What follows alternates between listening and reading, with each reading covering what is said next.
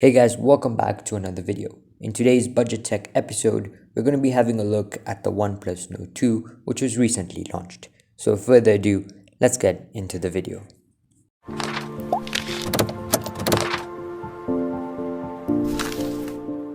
OnePlus is becoming better and better and are now reaching the competition between Samsung and Apple. But what really sets these two companies from each other is the price. The Note 2 is a perfect example of how budget-friendly and value of money it is compared to these high-end phones.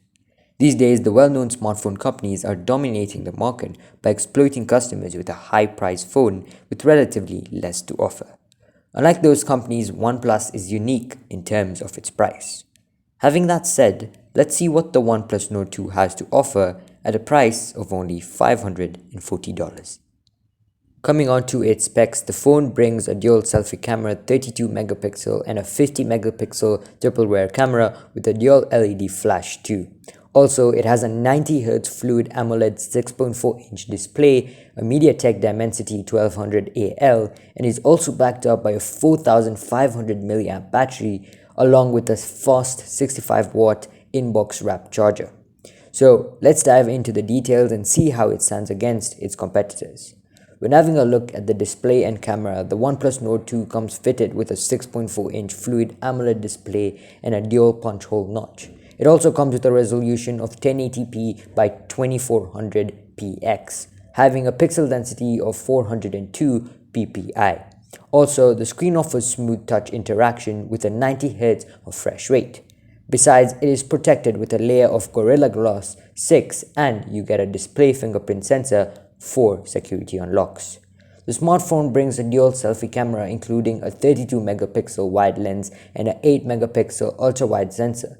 It also has a 50 megapixel triple rear camera as I previously mentioned with a dual LED flash. The primary 50 megapixel camera is followed by an 8 megapixel ultra-wide sensor and a 2 megapixel monochrome camera with autofocus. As of now, you can record 4K videos at 30 FPS using the front and rear cameras. When having a look at the performance and battery, OnePlus is the best at this with the cheap budget phones. The OnePlus Note 2 is powered by a 5G ready MediaTek Dimensity 1200 and is processed by a 3 GHz octa-core processor. It is integrated by a 6GB of RAM and a Mali G77, and also multitasks and gaming performance on the phone is supported. Also, a hassle-free experience is expected on performing normal tasks like calling, texting, browsing, and scrolling.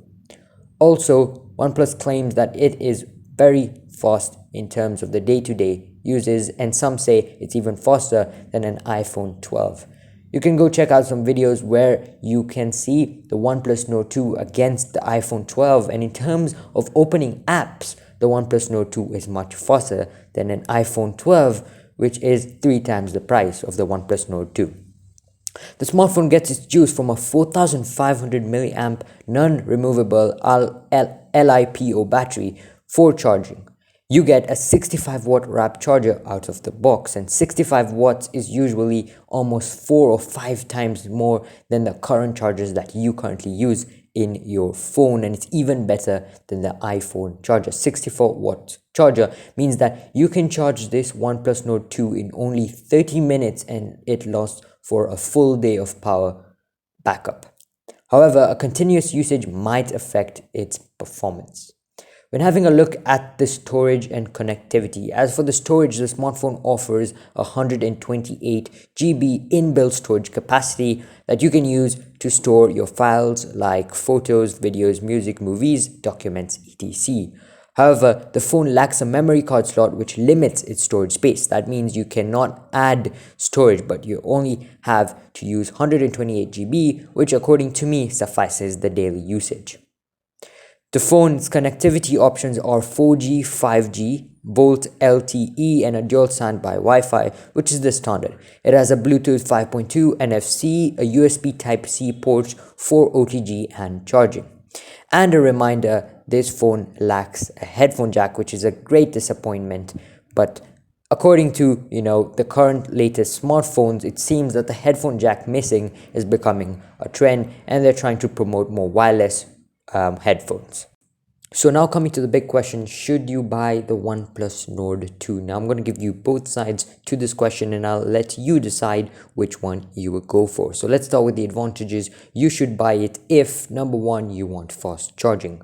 OnePlus was one of the first companies to offer fast charging, and now the company has taken a big jump from the 30-watt fast charging on the original Nord to a 65-watt charging here, which does the job in only 30 minutes, which can be very helpful. Secondly, you can take photos at night, and I told you OnePlus has one of the best cameras, and so does this OnePlus Nord 2. OnePlus Nord 2 does an excellent job with its cameras in the daylight. The phone even shines in low light photography.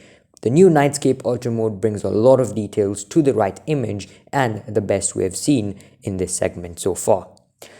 If you want an all-round good choice, the OnePlus Nord 2 doesn't truly excel in any area, but that's what you need necessarily if you want a cheaper phone. If you're looking for a handset that can wear many hats well, this could be your best choice. Now let's move over to the disadvantages. Don't buy it if you want an exciting design. Now finding a phone with an exciting design around this price is quite difficult, but OnePlus Nord 2 doesn't offer that. As you can see, this phone has a simplistic design just like many other Oppo phones and other types of budget phones.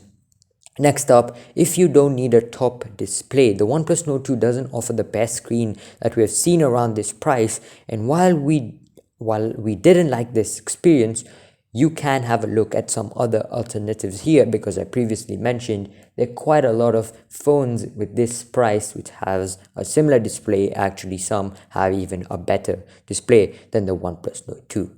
And finally, if you want wireless charging, this phone does not support wireless charging and it is missing from the OnePlus Nord 2. Now, usually I don't, go for wireless charging, but if you're a big fan of wireless charging, then this phone shouldn't be for you. And last but not least is the headphone jack. Now, according to me, a headphone jack is really important, because sometimes your wireless devices are not charged, and that means that you can, not, peacefully watch a video or something like that. Therefore, I think the headphone jack is really important. So if that's important to you, you shouldn't go for the phone.